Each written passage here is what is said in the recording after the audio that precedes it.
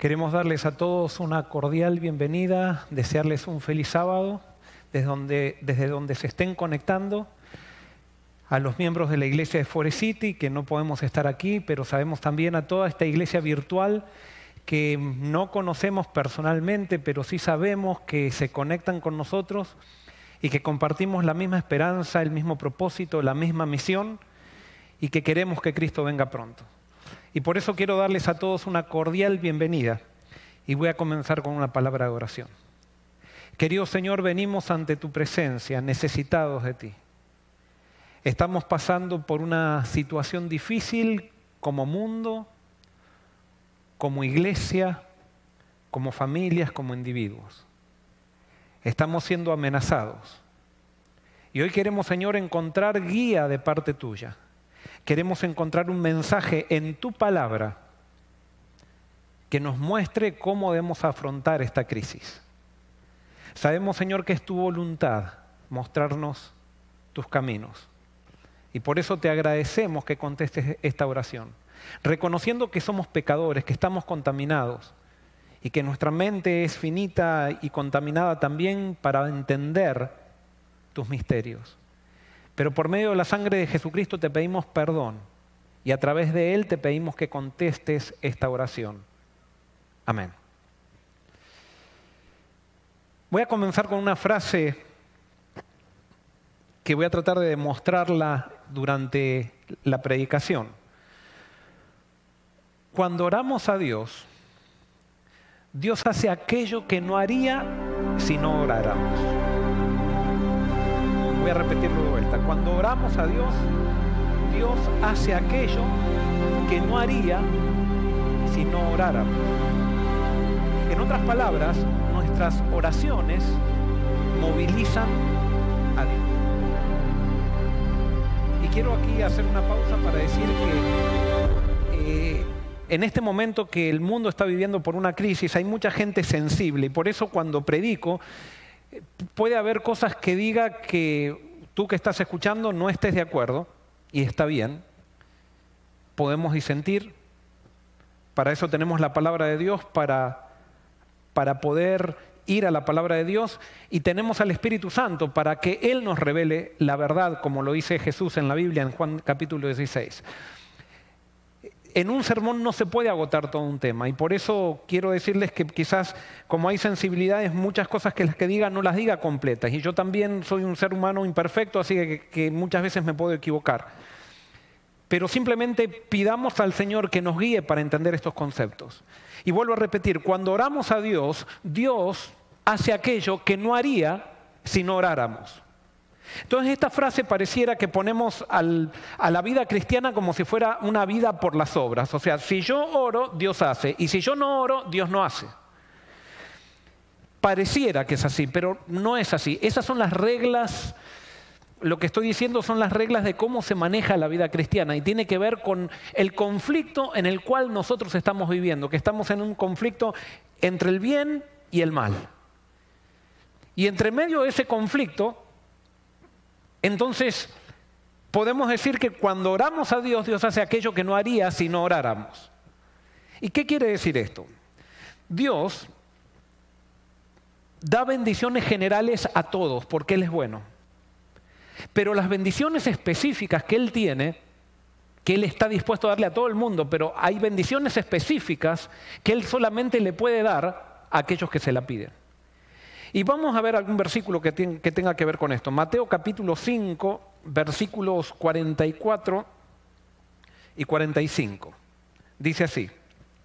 Y vamos a ver, estas son enseñanzas de Jesús para ver qué es lo que nos quiere decir Jesús con esto. Dice, pero yo os digo, amad a vuestros enemigos, bendecid a los que os maldicen, haced bien a los que os odian y orad por los que os ultrajan y os persiguen, para que seáis hijos de vuestro Padre que está en los cielos, que hace salir su sol sobre malos y buenos y llover sobre justos e injustos.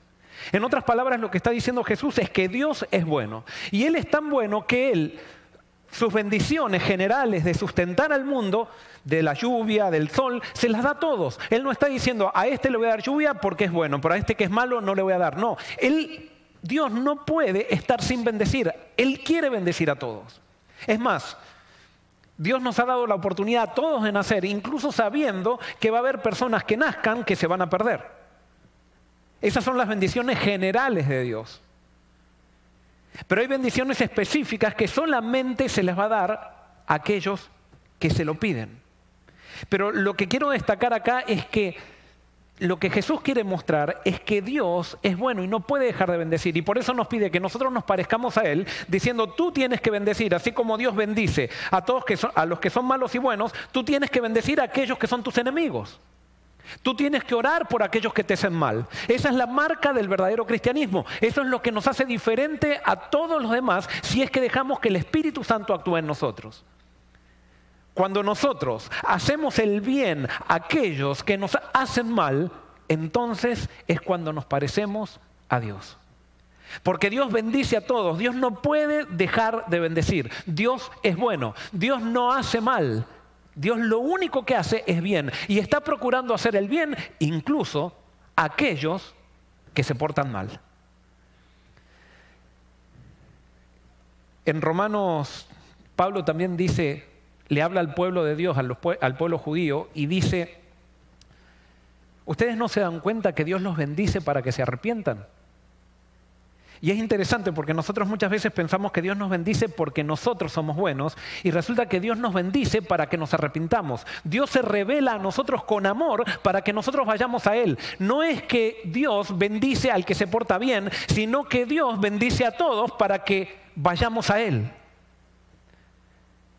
Pero Dios bendice a todos generalmente, pero específicamente puede bendecir solamente a aquellos que se lo piden. Y vamos a una parábola de Jesús. Vamos a Lucas capítulo 18, una parábola muy conocida. Y vamos a ver qué trata de decir Jesús acá. Porque hoy vamos, si no se han dado cuenta, estamos hablando sobre la oración. Vamos a analizar qué es la oración. Lucas 18, 1 en adelante dice, también les refirió Jesús una parábola sobre la necesidad de orar siempre y no desmayar, diciendo, había en una ciudad un juez que ni temía a Dios ni respetaba a hombre. Había también en aquella ciudad una viuda, la cual venía a él diciendo, hazme justicia de mi adversario. Él no quiso por algún tiempo, pero después de eso dijo dentro de sí, aunque ni temo a Dios, ni tengo respeto a hombre, sin embargo, porque esta viuda me es molesta, le haré justicia, no sea que viniendo de continuo me agote la paciencia. Y dijo el Señor, oíd lo que dijo el juez injusto. ¿Y acaso Dios no hará justicia a sus escogidos que claman a Él día y noche? ¿Se tardará en responderles? Os digo que pronto les hará justicia, porque cuando venga el Hijo del Hombre, hallará fe en la tierra. ¿Qué es lo que quiere enseñar Jesús con esta parábola? Lo primero que quiere enseñar, Él lo que quiere decir es que muchas veces los hombres que somos malos, por más que somos malos, a veces hacemos cosas buenas. Por malas motivaciones, por supuesto, pero los seres humanos que somos malos podemos hacer cosas buenas, como en el caso de este juez que era injusto, y esta mujer, por la importunidad que tenía, por la insistencia, lo hizo hacer algo bueno para con ella. Entonces lo que Jesús quiere decir es lo siguiente, si un juez injusto que no teme a Dios hace cosas buenas, imagínense el Padre Celestial.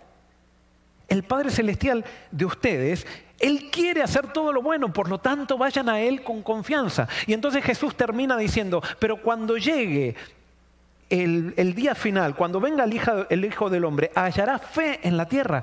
¿Qué quiere decir esto? Lo que quiere decir Jesús es que al final del tiempo va a haber muy poca gente que crea que Dios es bueno.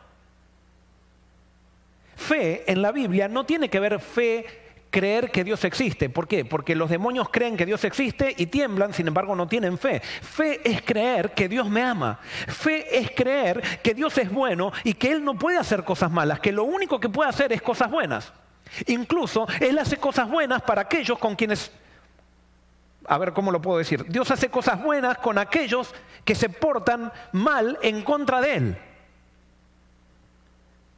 Pero dice que al final del tiempo Jesús dice que no habrá gente que tenga mucha de esta fe.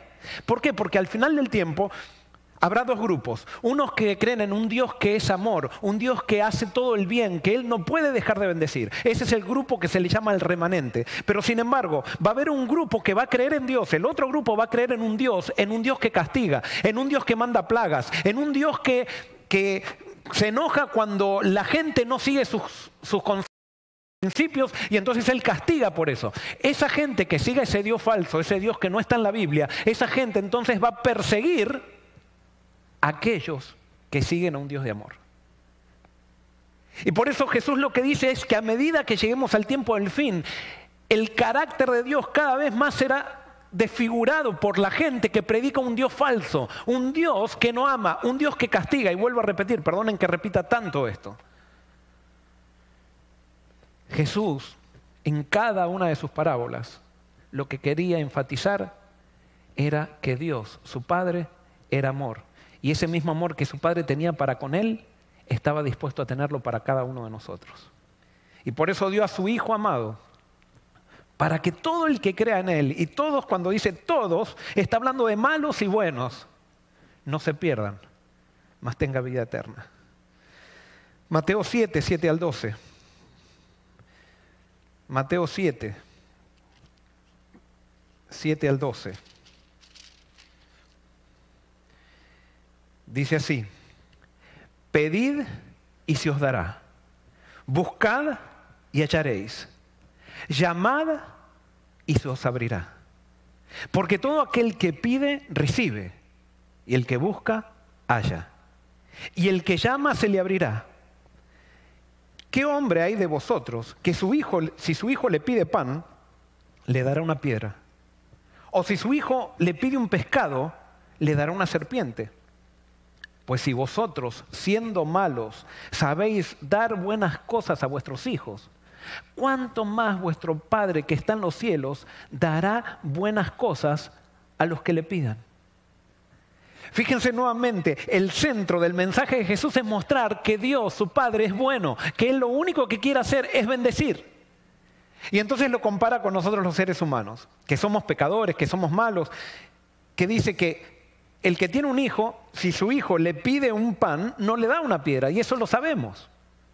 Por ejemplo, hay narcotraficantes que están dispuestos a matar, por medio de ganar sus negocios, están dispuestos a matar un montón de gente, pero viene su hijo y le pide pan y no le dan una piedra. Y esa persona es mala. ¿Por qué? Porque una persona mala puede hacer cosas buenas por las razones equivocadas o por las motivaciones equivocadas.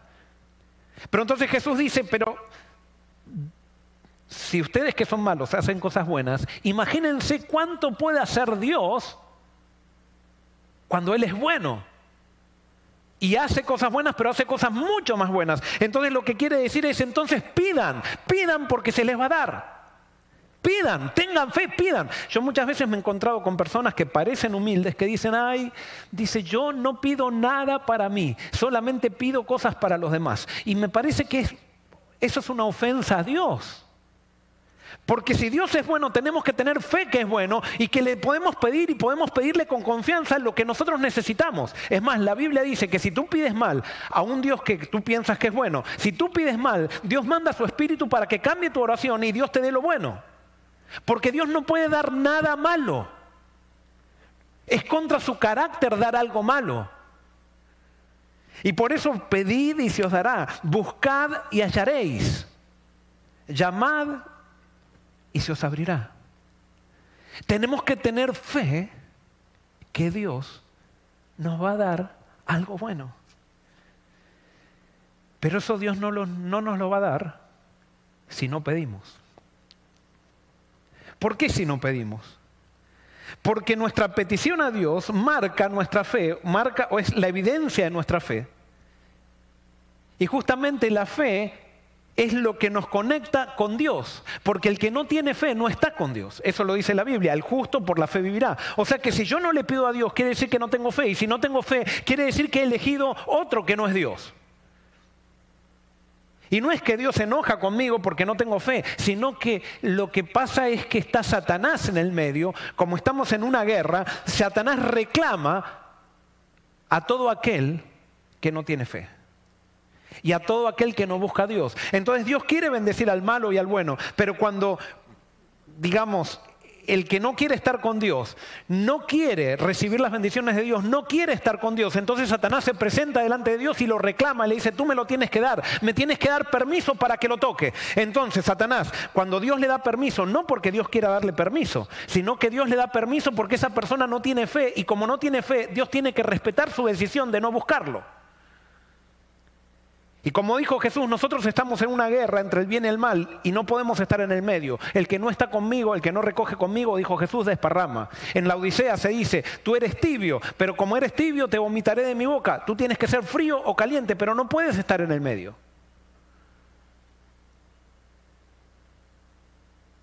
Cuando nosotros decimos, yo no quiero estar con Dios, aunque no querramos estar con Satanás, Satanás tiene derecho a reclamarnos.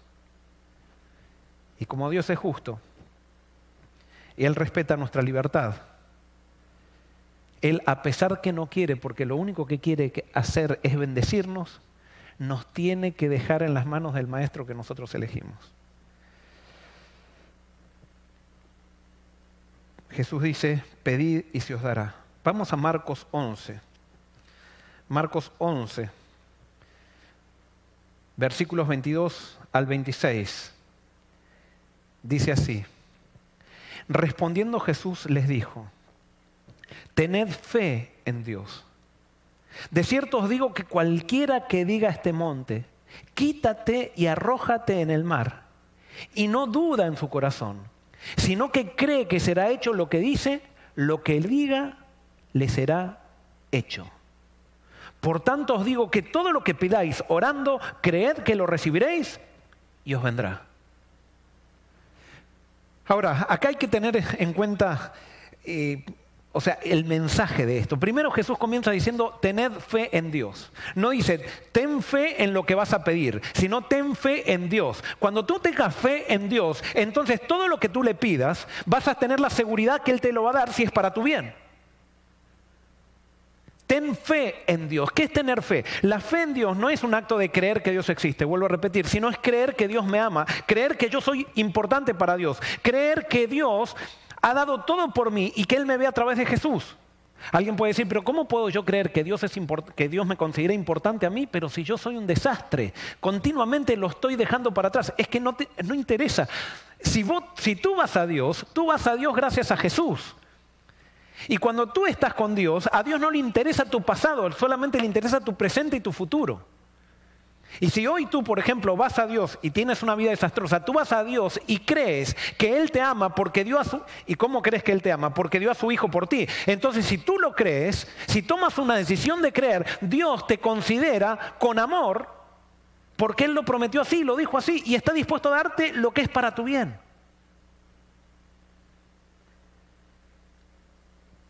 El problema con nosotros es que dudamos del amor de Dios.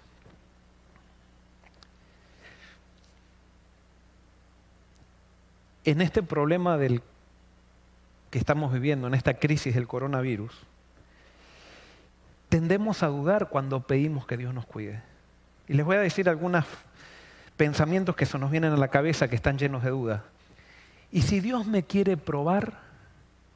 Y si yo le pido que a mí no me pase nada, pero Dios me quiere probar para ver lo que hay en mi corazón.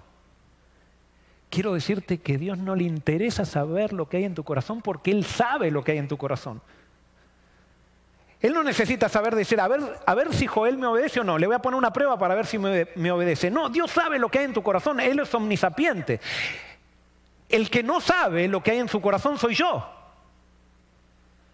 Y muchas veces las pruebas muestran lo que hay en mi corazón, pero no es que Dios me está mandando la prueba para Él saber a ver si le soy fiel o no. Él sabe lo que hay en mi corazón, pero nosotros muchas veces en las pruebas vemos nuestra falta de entrega a Dios a través de la prueba y si le entregamos eso a Dios, entonces Dios nuevamente, Él toma control y me bendice. La falta de entrega a Dios no hace que yo atraiga el castigo de Dios, sino que la falta de entrega a Dios le da lugar a Satanás en mi vida. Y Satanás lo único que quiere hacer es destruir. Y por eso Jesús dice, pedid y se os dará. Entonces pide que el coronavirus no te toque. Punto. ¿Y qué dice la Biblia? Si es para tu bien, se te dará. Se te dará. ¿Y qué pasa entonces? Ahí ahora viene, ¿qué pasa si a mí, yo soy una persona fiel, cristiana, que leo la Biblia todos los días y me toca el coronavirus? Bueno, entonces es para tu bien, pero tienes que tener fe en Dios. No fe en lo que le vas a pedir, sino fe a quien le pides. Y fe a quien le pides no es que te va a dar lo que tú le pides, sino que Él te ama y te va a dar lo mejor. Y esa fe es lo que trae paz.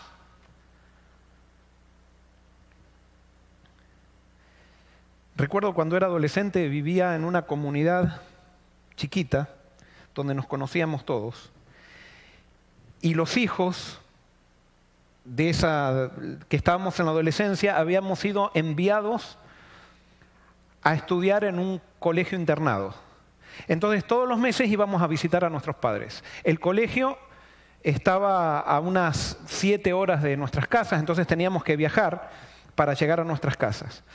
Entonces uno de los chicos, uno de nuestros vecinos, llegamos el jueves para ese viaje, todos los hijos, y al otro día los invitamos a comer el viernes de noche a mi vecino, que era amigo mío. Y entonces cuando vino a cenar ese viernes de noche, lo vimos con sueño. Y entonces le preguntamos, porque él estudiaba en otro colegio, no en el mismo colegio mío, sino en otro colegio internado. Y le pregunté, ¿por qué tenés tanto sueño? No, dice, lo que pasa es que ayer llegué a las 2 de la mañana a casa. Él se había venido a dedo y entonces había tardado mucho en el viaje. Dice, llegué a las 2 de la mañana en casa, a casa, y dormí en la puerta. Y le digo, ¿por qué dormiste en la puerta? Y porque ya llegué muy tarde, mis padres estaban durmiendo. Y le digo, ¿pero por qué dormiste en la puerta? Y para no despertar a mis padres. Recién a las 6 de la mañana golpeé la puerta, que ellos se levantan a las 6 de la mañana, golpeé la puerta para que me abran. Y bueno, ahí pude dormir de 6 de la mañana a 10 de la mañana. ¡Wow! ¿Qué me reveló esta actitud de este muchacho? ¿Él tenía fe en sus padres? Bueno, él tenía fe que sus padres existían. Pero no tenía fe de que sus padres le iban a abrir la puerta a las 2 de la mañana. Él sentía que no era demasiado valorado como para que un padre a las 2 de la mañana renuncie a su sueño para abrirle a la puerta a un hijo que no veía hace un mes. Yo no puedo criticar a los padres. Lo que sí puedo darme cuenta que ese hijo, la visión que tenía de sus padres lo condicionaba para recibir la bendición de sus padres, porque no se animó a golpear la puerta porque pensaba que sus padres se iban a molestar, que el sueño era más importante que su hijo. Y a mí si me pasara eso con mi hijo me daría mucha tristeza. No por mi hijo, me daría tristeza por mí, porque entonces quiere decir que a mi hijo no le di la suficiente seguridad de amor para que él sepa que conmigo puede golpear la puerta a las 2 de la mañana y me voy a levantar.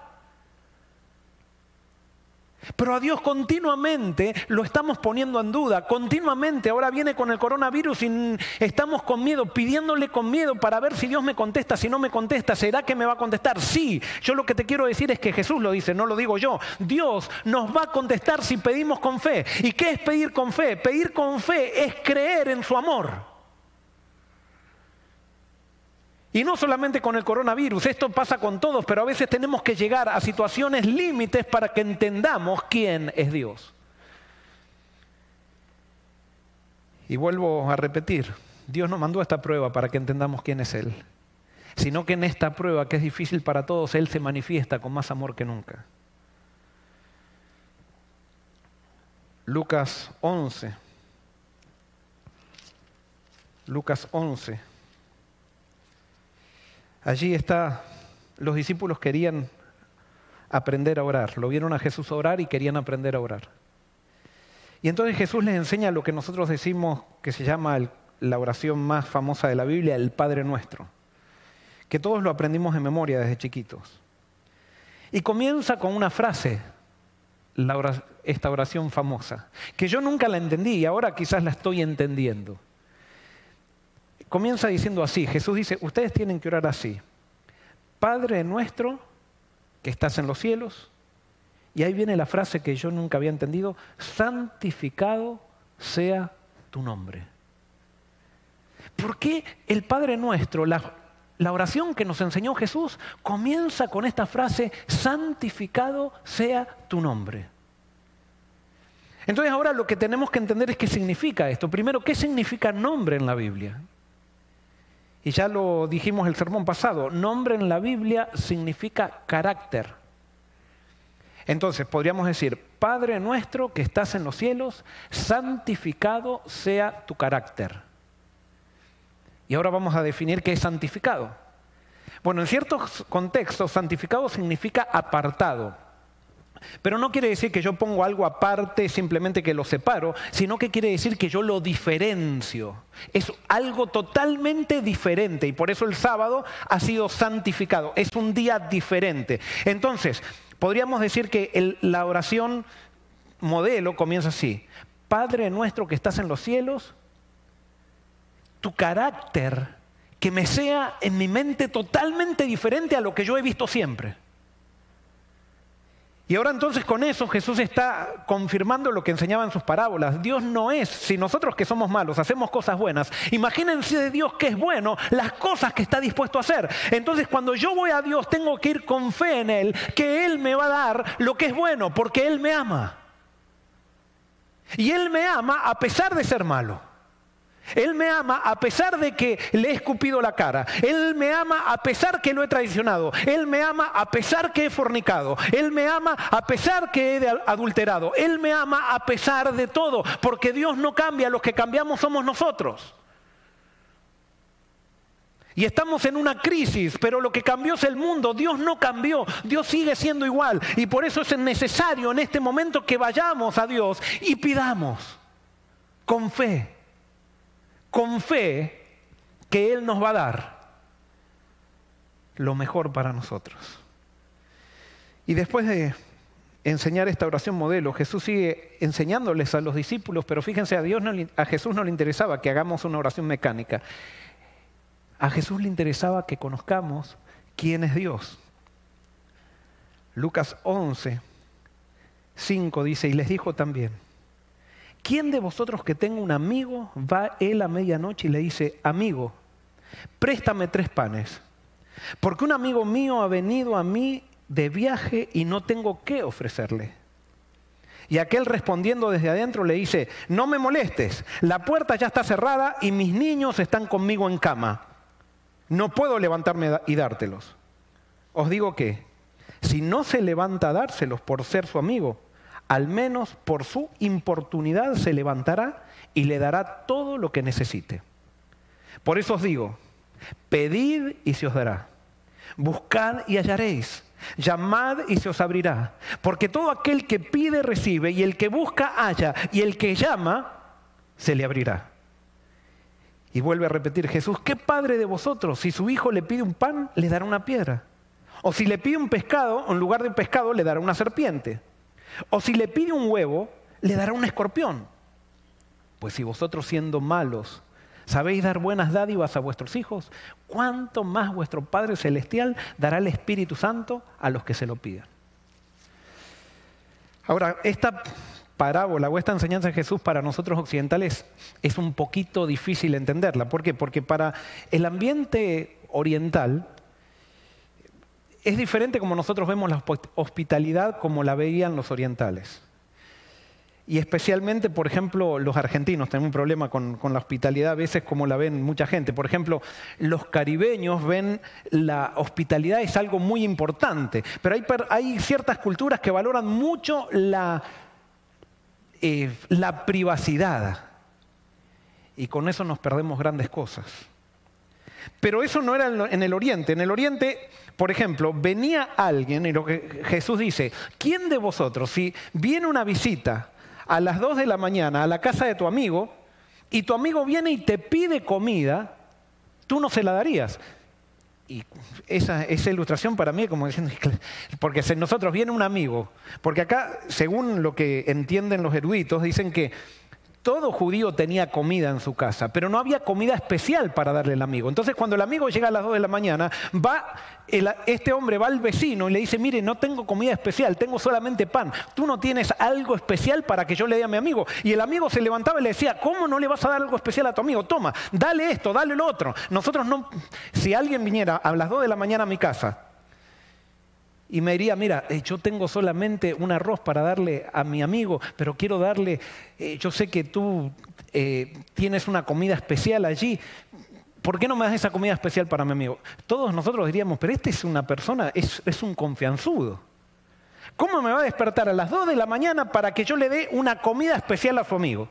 Pero así no pensaban los orientales. O sea, ¿pero qué está queriendo Jesús enseñar con esto? Lo que está queriendo Jesús enseñar con esto es que Dios es bueno. Y si esta gente que era mala podía hasta hacer eso, ¿cuánto más que Dios lo haría si es bueno? Por eso cuando vamos a Dios, santificado sea tu nombre, Señor, yo voy a ti creyendo que tú me amas. Yo voy a ti creyendo de que me vas a dar lo que te pido si es para mi bien. Y si te estoy pidiendo mal, me vas a dar algo mejor, porque lo que te pido siempre va a estar contaminado por mi propio orgullo. Pero lo que te pido tú no lo vas a cambiar para mal, sino que me vas a dar algo mejor. ¿Por qué estoy predicando esto? Estamos en una crisis. La amenaza está llegando cada vez más cerca. En algunos países ya la amenaza llegó a familias. Hoy me llegó la noticia que un presidente aquí de una conferencia ha sido afectado por el coronavirus, de una conferencia en el norte de Estados Unidos. Sí, está llegando la amenaza. Pero es hora que nos arrodillemos con fe en Dios. Con fe en Dios, y que pidamos y que roguemos, porque Dios va a hacer aquello que no está dispuesto a hacer, o no que no está dispuesto a hacer, que no puede hacer, o que determinó no hacer si nosotros no pedimos. Él derrama sus bendiciones sobre justos e injustos, pero las bendiciones específicas necesitamos pedírselas, porque nuestra oración define de qué lado estamos. Y Él no puede darnos algo que nosotros no pedimos. Él no puede darnos una bendición especial que nosotros, por nuestras actitudes, mostramos que no queremos. Y por eso primero vamos a Dios con fe. Y la fe no es solamente creer que Dios me ama, sino que la fe es algo relacional. ¿Qué es lo relacional? Cuando yo voy con fe, me voy a conectar con Dios para vivir con Él, para estar bajo la sombra del Altísimo. El que habita al abrigo del Altísimo morará bajo la sombra del Omnipotente. ¿Qué es morar bajo la sombra del Omnipotente? Aquí hay una sombra. Morar en la sombra quiere decir que estoy pegado continuamente, no salgo. Vieron que muchas veces nosotros decimos, esas personas, ese hijo es la sombra de su padre. Quiere decir que está pegado al Padre continuamente. Así nos lleva la fe a vivir con Dios.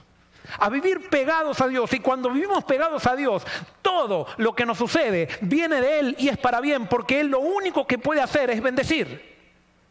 Dios lo único que puede hacer es bendecirte. Y es necesario que acudamos a Dios de esa manera, con esa actitud, creyendo que Él nos ama. Y vuelvo a repetir, en este momento de crisis, en este momento donde estamos todos amenazados, es necesario que renovemos nuestra fe en un Dios de amor. Y que creamos que lo que le vamos a pedir, Él lo va a contestar. Estamos en medio de una guerra. Y esta guerra solamente se la va a ganar con oración. Y si bien no podemos estar orando continuamente todos los días, porque hay que trabajar, y sí, la Biblia dice orad sin cesar, podemos estar en una comunión continua con Dios, pero hay momentos en la vida donde tenemos que orar mucho más. Tenemos que orar mucho más, porque estas guerras se ganan con oración. No hay ninguna guerra de Dios que se gane por la fuerza física. No hay ninguna guerra espiritual que se gane por la estrategia. No, hay una sola estrategia en la guerra entre el bien y el mal, y esa estrategia se llama oración. Toda estrategia comienza con oración. Y cuando estamos en medio de una guerra, no podemos dejar de orar. Y por eso quiero ejemplificarlo esto con un pasaje que ustedes conocen muy bien, una historia de la Biblia en Éxodo capítulo 17. Éxodo 17. Versículos 5 al 13. Dice así.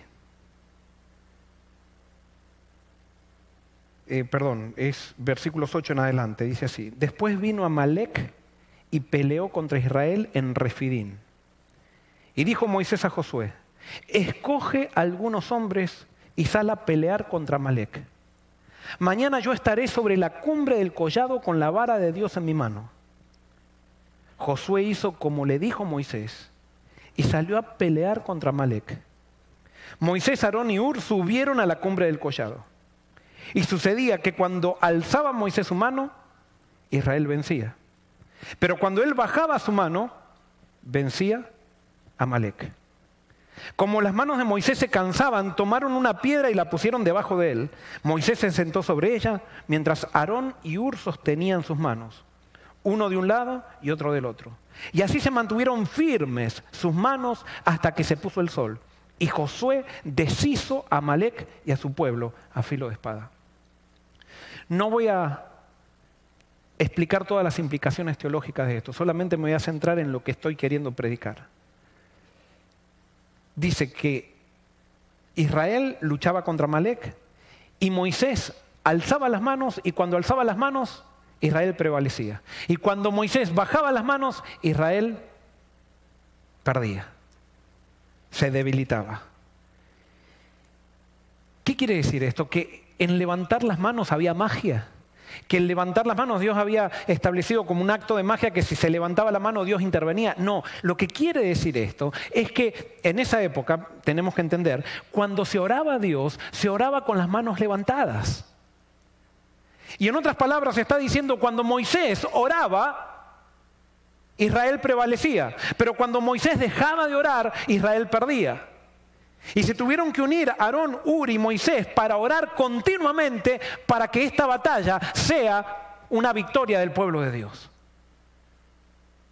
Y entonces aquí vemos que cuando se ora, Dios hace cosas que no haría si no se oraría. ¿Por qué? Porque le damos permiso a Dios de actuar. Nuestras oraciones le dan permiso a Dios para que Él haga lo que tiene que hacer. ¿Por qué levantaban las manos el pueblo de Dios? ¿Ustedes recuerdan cuando tenían sus hijos chiquitos? Por lo menos a mí uno de los recuerdos más lindos y que muchas veces extraño era ver a mi hijo que por ahí llegaba, yo llegaba del trabajo y venía él corriendo con las manos levantadas. Y se me ponía acá y me levantaba las manos, y esa levantar de manos, ¿qué hace un padre cuando el hijo levanta las manos así? Lo primero que hace no es simplemente agacharse y abrazarlo, sino que enseguida lo alza. Y qué lindo abrazar a tu hijo con ese amor que uno siente por el hijo. Y me imagino qué lindo que es sentirse alzado y abrazado por el Padre. Bueno, esa era la oración de los judíos. Cuando alzaban las manos estaban diciendo, aquí tú eres mi Padre. Uno alza la mano a alguien más grande, alza a alguien la mano para que lo alce. Y esa es la actitud que debiéramos tener en la oración, como un hijo que busca la ayuda de su Padre que todo lo puede. Mientras Moisés oraba, Israel prevalecía. Moisés bajaba los brazos e Israel se debilitaba. Esta era la guerra con Amalec. Y así se deshizo. Por medio de la oración, Amalec quedó deshecho. Vamos a llamarle a Amalec coronavirus.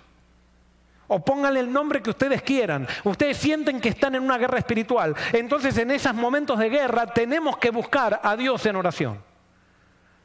La oración no puede ser el último recurso, tiene que ser el primer recurso. Pero muchas veces cuando las respuestas no llegan a darse, entonces como último recurso buscamos la oración. Moisés pensó que no se necesitaba orar tanto para ganar la batalla. Y como pensó que no se necesitaba orar tanto, bajaba los brazos, pero cada vez que bajaba los brazos veía que Amalek prevalecía. Y entonces no podía solo, porque no podemos solos. Las guerras espirituales que son intensas, necesitamos ayuda. Y entonces Aarón y Hur se unieron a Moisés para ayudarlo a orar. Hermanos, eso es lo que tenemos que hacer en esta crisis que estamos viviendo. Y por eso hoy yo traigo una propuesta, que no es una propuesta mía, es una propuesta que con el equipo pastoral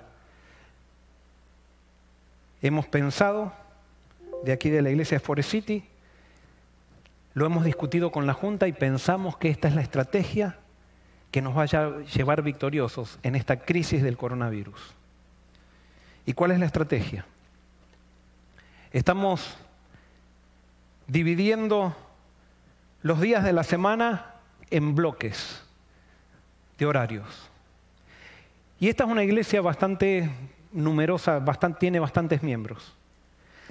Entonces dijimos, ¿qué nos impide a nosotros tener una cadena de oración continua durante todo el día? Que no haya un momento donde no haya alguien orando, levantando los brazos al Señor para que Amalek sea derrotado.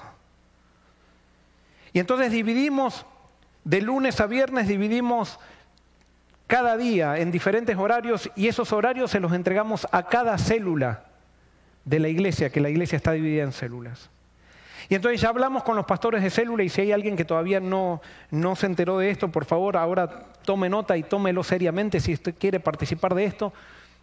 Y entonces cada pastor de célula va a asignar quizás 15 minutos o media hora a parejas, a diferentes parejas, para que de lunes a viernes continuamente haya gente del pueblo de Dios levantando las manos, pidiendo para que Amalek sea deshecho.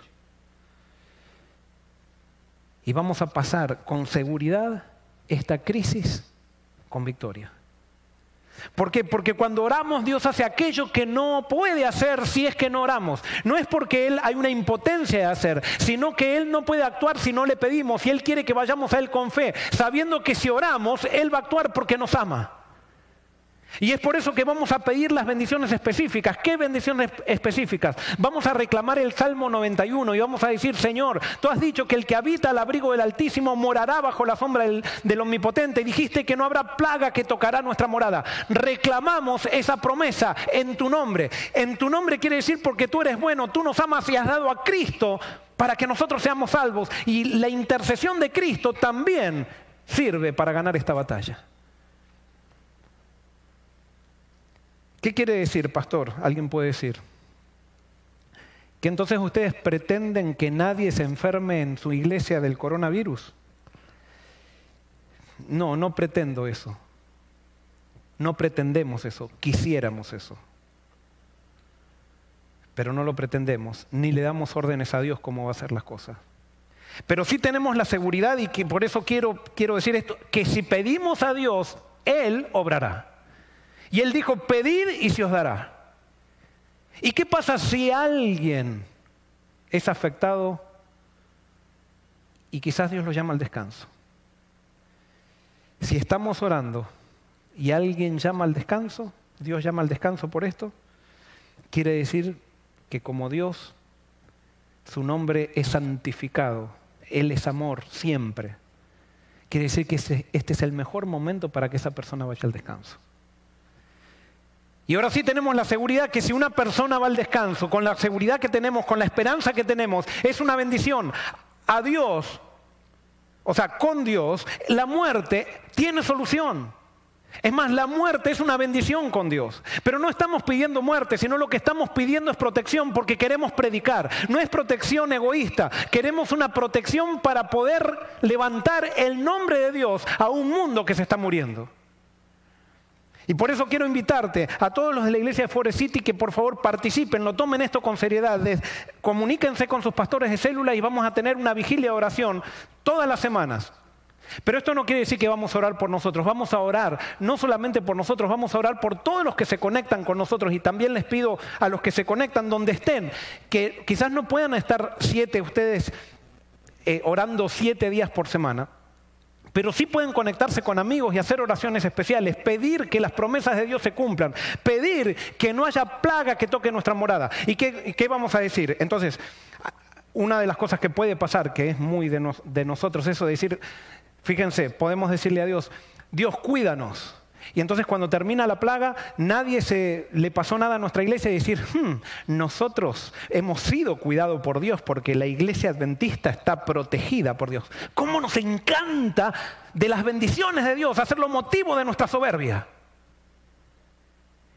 Y Dios llora a veces por las actitudes que tenemos. Nos venimos acá a dar testimonio como diciendo, yo quiero agradecer a Dios porque Dios me ha cuidado y no es como otras personas que Dios no las cuida porque yo estoy con Dios. Esas cosas de fariseo tienen que estar lejos de nosotros y lo primero que tenemos que hacer es orar en el nombre de Dios para que Dios nos dé su amor, para que nosotros podamos orar por la gente que nosotros pensamos que no se merece la bendición de Dios. Pero quiero decirte algo, que por más que pidas, tú no te mereces nada ni yo me merezco nada. Si recibimos algo va a ser solamente gracias a Jesús.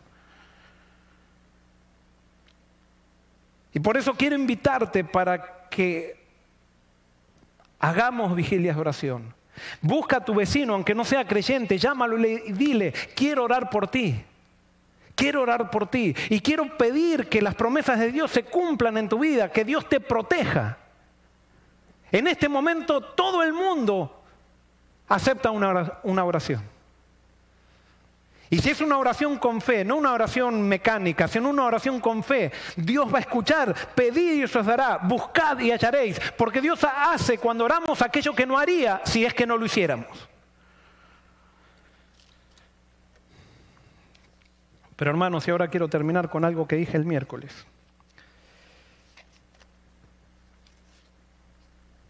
El mundo está sufriendo porque nos hemos apartado de Dios.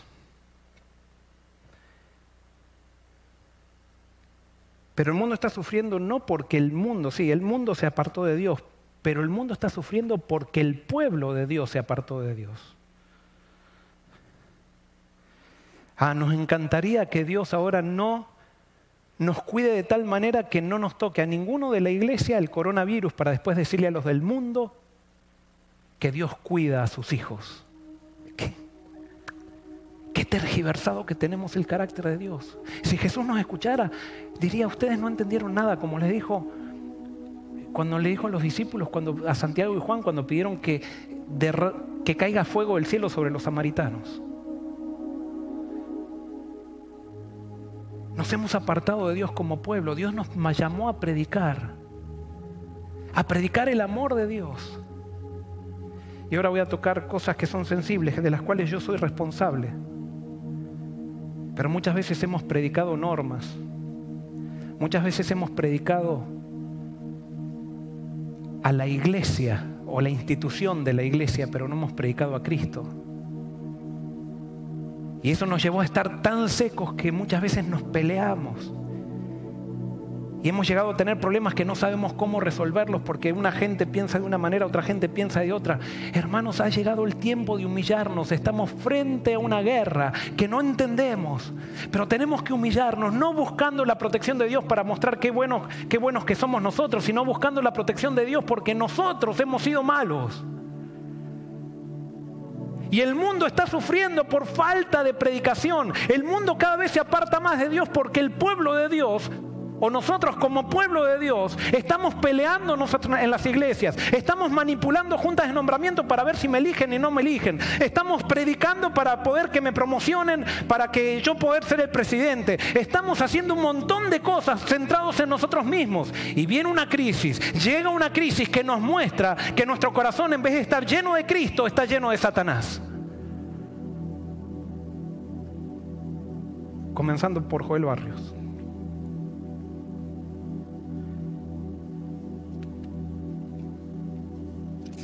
Si nosotros oramos,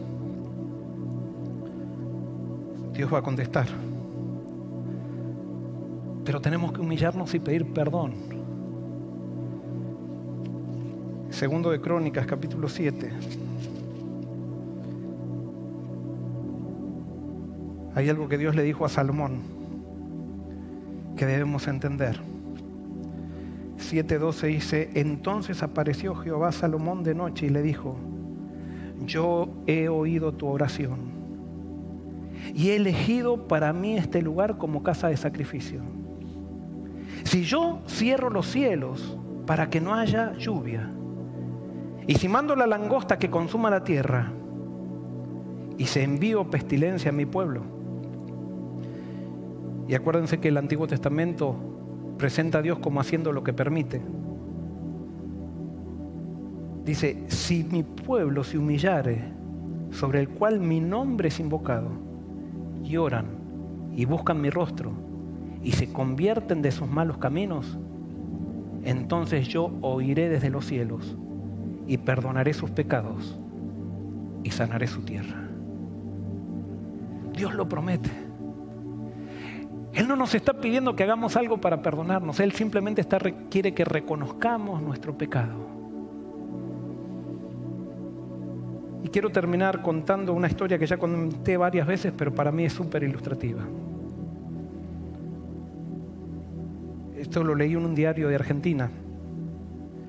Había 2 municipios que tenían 2 estaciones de bomberos.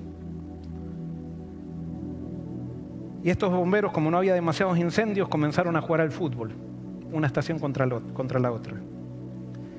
Y se hizo tanta competencia entre estos municipios que colindaban uno con el otro, se hizo tanta competencia que cada partido de fútbol terminaban a las piñas. Pero cada vez se entusiasmaban más con el fútbol y empezaron a organizar campeonatos con otros bomberos de otros lugares. Y la competencia cada vez se hizo más encarnizada. Pero hubo una señora que tuvo tan mala suerte que su casa se le incendió y su casa estaba justamente en el borde de entre estos 2 municipios. Por lo tanto, cuando ella llamó a la estación de bomberos de Merlo, los vecinos llamaron a la estación de bomberos de Castelar, que eran justamente las 2 estaciones bomberos rivales que siempre se agarraban a las piñas en los partidos de fútbol. Cuando llegaron a la escena del incendio, la casa se estaba incendiando y comenzaron a pelear los bomberos a ver quién apagaba el incendio. Y mientras la casa se incendiaba, los bomberos se estaban agarrando a las trompadas. Sin decirlo, la noticia terminó diciendo: la casa quedó totalmente incendiada. Hermanos, ha llegado la hora de como iglesia que tenemos que arrepentirnos. Yo no soy nadie para decir, pero todos somos conscientes de que estamos viviendo una crisis. Y mientras el mundo se estaba incendiando, nosotros nos estábamos peleando en las iglesias locales, en las conferencias, en las uniones y en las asociaciones generales, o en la asociación general. ¿Cuándo nos vamos a humillar? ¿Cuándo vamos a hacer un alto y decir: Señor, quizás todos estamos equivocados, realmente todo está siendo manejado por nuestro orgullo? Queremos pedirte perdón y unirnos, abrazarnos. Y que tú nos digas qué es la verdad. Y no nuestras definiciones teológicas, nuestro estudio de la Biblia, que a veces con un versículo, con otro, cómo interpreto. No, es pedir que el Espíritu Santo nos haga entender la Biblia, no mis razonamientos teológicos. Y saben lo que dice aquí: cuando nosotros nos humillemos y venga la pestilencia y haya falta de lluvia, lo que sea, cuando mi pueblo se humille y busque mi nombre, se dé cuenta que yo lo amo, y como se da cuenta que yo lo amo, también van a dar amor a los enemigos, aquel que piensa diferente. Cuando mi pueblo tenga mi misma actitud por causa de haber aceptado la revelación mía, dice: yo oiré desde los cielos y perdonaré sus pecados. Ahora quiero hablarle a la iglesia de Forest City. Iglesia de Forest City, cuando esta semana nos reunamos a orar, primero pidámosle perdón a Dios por todas las cosas que hemos hecho en esta iglesia que no dan gloria a su nombre. Y después reclamemos las promesas, porque Dios quiere cuidarnos. Pidamos que ninguna plaga toque nuestra morada. Reclamemos esa promesa de Dios. Pongámosle la promesa a Dios que tú dijiste que si pedimos vamos a recibir. Pidámosle sanidad. Pidámosle que no nos toque nada. Y si nos llega a tocar, que sea en la presencia de Él. Porque cuando nos tocan las cosas en la presencia de Él, lo muestra la historia de Job, todo aquello que Satanás hace en contra nuestro, Dios en su poder y en su nombre lo transforma en una gran bendición. La iglesia a nivel mundial también está pidiendo que haya 100 días de oración. Aprovechemos esos 100 días para humillarnos, para buscar el nombre de Dios y tener la seguridad de que Él es bueno, que Él nos ama y que todo lo que nos dará será una bendición.